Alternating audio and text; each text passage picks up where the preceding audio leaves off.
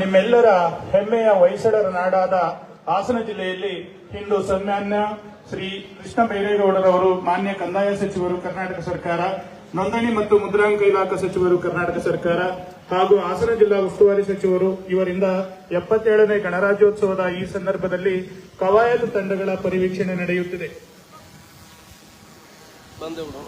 ಸ್ವಾತಂತ್ರ್ಯ ನಂತರ ಡಾಕ್ಟರ್ ಬಾಬು ರಾಜೇಂದ್ರ ಪ್ರಸಾದ್ ಅವರ ನೇತೃತ್ವದಲ್ಲಿ ರಚನೆಯಾದ ಸಂವಿಧಾನ ರಚನಾ ಸಭೆಯ ಮೊದಲ ಸಭೆಯು 1946ರ ಡಿಸೆಂಬರ್ 9ರಂದು ಸೇರಿತ್ತು.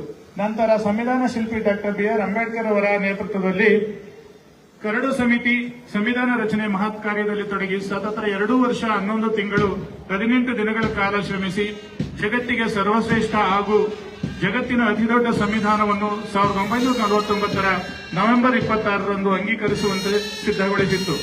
ಹೀಗೆ ಸಿದ್ಧಗೊಂಡ ಸಂವಿಧಾನ ಅಧಿಕೃತವಾಗಿ 1950 ಜನವರಿ 26ರಂದು ಜಾರಿಗೆ ಬಂದ ಸುದಿನವನ್ನು ನಾವು ಇಂದು ಆಚರಿಸುತ್ತಿದ್ದೇವೆ. ಈ ದಿನ ಜಗತ್ತಿಗೆ ಸ್ವಾತಂತ್ರ್ಯ, ಸಮಾನತೆ, ಭ್ರಾತೃತ್ವ, ಪ್ರಜಾಪ್ರಭುತ್ವ, ಸಮಾಜವಾದ, ಜಾತ್ಯತೀತತೆ ಹಾಗೂ ಸಾರ್ವಭೌಮತೆ ಮುಂತಾದ ಸಾರ್ವಕಾಲಿಕ ರಾಜಕೀಯ ಮೌಲ್ಯಗಳ ಮಹತ್ವವನ್ನು ಸಾರುತ್ತಿರುವ ನಮ್ಮ ಹೆಮ್ಮೆಯ ಸಂವಿಧಾನ ಅಧಿಕೃತವಾಗಿ 1950ರ ಇದೇ ಜನವರಿ 26ನೇ ದಿನದಂದು ಜಾರಿಗೆ ಬಂದ ಸುದಿನ ಎಂಬುದು ನಿಮ್ಮೆಲ್ಲರ ಹೆಮ್ಮೆಯ ವಿಷಯವಾಗಿದೆ. ಭಾರತವು ಸರ್ವಧರ್ಮಗಳ ಸಮನ್ವತೆಯ ನಾಡು, ವಿವಿಧ ಭಾಷೆಗಳ, ವಿವಿಧ ಸಂಸ್ಕೃತಿಗಳ ನೆಲವೀಡು. ಆದರೆ ಎಲ್ಲರಿಗೂ ಒಂದೇ ರಾಷ್ಟ್ರ ಧರ್ಮ, ಅದೇ ನಮ್ಮ ಸಂವಿಧಾನ. ಜಗತ್ತಿನ ಸರ್ವಶ್ರೇಷ್ಠ ಸಂವಿಧಾನ ಎನಿಸಿಕೊಂಡಿರುವ ನಮ್ಮ ಸಂವಿಧಾನವನ್ನು ಅದರ ಮೂಲ ಆಶಯಗಳೊಂದಿಗೆ ನಾವೆಲ್ಲರೂ ಅರ್ಥ ಮಾಡಿಕೊಂಡಿದ್ದೇವೆ. ಹಾಗೆಯೇ ಅದರ ಮೂಲ ಸ್ವರೂಪಕ್ಕೆ ಯಾವುದೇ ಧಕ್ಕೆ ಬರದಂತೆ ಎಚ್ಚರ ವಹಿಸಿ ಅದರ ರಕ್ಷಣೆ ಮಾಡುವುದು ಕೂಡ ನಿಮ್ಮೆಲ್ಲರ ಜವಾಬ್ದಾರಿಯಾಗಿದೆ ಎಂಬ ಅಂಶವನ್ನು ಮನಗಾಣುತ್ತಾ ಇದುವರೆಗೂ ಪಥಸಂಚಲನ ತಂಡಗಳ ಪರಿವೀಕ್ಷಣೆ ಮಾಡಿದ ಮಾನ್ಯ ಸಚಿವರಿಗೆ ಧನ್ಯವಾದಗಳನ್ನು ಸಮರ್ಪಿಸುತ್ತಿದ್ದೇವೆ.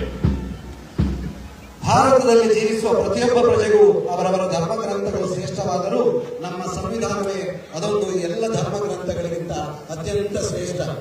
ಇದು ಕೇವಲ ಪುಸ್ತಕವಲ್ಲ, ಭಾರತೀಯರ ಜೀವನ ವಿಧಾನ. ಇಂತಹ ಸಂವಿಧಾನ ಸಾಕಾರಗೊಂಡ ಈ ಶುಭ ಸಂದರ್ಭದಲ್ಲಿ ರಾಷ್ಟ್ರೀಯ ಹಬ್ಬಗಳ ಆಚರಣಾ ಸಮಿತಿ ಹಾಸನ ಇದೀಗ ಗಣರಾಜ್ಯೋತ್ಸವವನ್ನು ಅತ್ಯಂತ ಸಂಭ್ರಮದಿಂದ ಇದೀಗ ಆಚರಿಸುತ್ತಿದ್ದೇವೆ.